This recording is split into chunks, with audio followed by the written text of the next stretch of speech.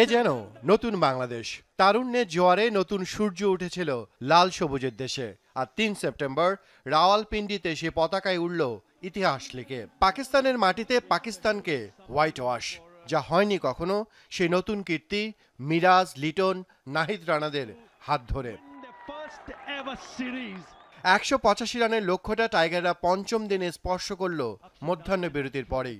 দেশের বাইরে তৃতীয় সিরিজ আর দ্বিতীয়বারের মতো হোয়াইট ওয়াশের স্বাদ পেল বাংলাদেশ।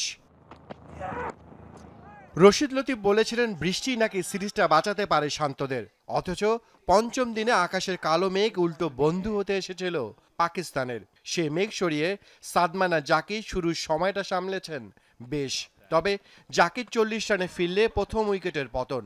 আরেক ওপেনার সাদমানও একই পথে, তবে শঙ্কার মেঘকে বৃষ্টি হতে দেননি নাজমুল শান্ত এবং মুমিনুল হকের ৫০ জুটি। শান্ত যখন ৩৮ রানে ফিরলেন, জয় তখন হাতের নাগালে। উড়িয়ে মারতে গিয়ে মুমিনুল ফিরলেও বাকি পথটা সহজেই পাড়ি দেন দুই অভিজ্ঞ কান্ডারি মুশফিক আর সাকিব। ১০ উইকেটের প্রথম টেস্ট জয়ের পর দ্বিতীয়টাও টাইগাররা জিতল ৬ উইকেটে।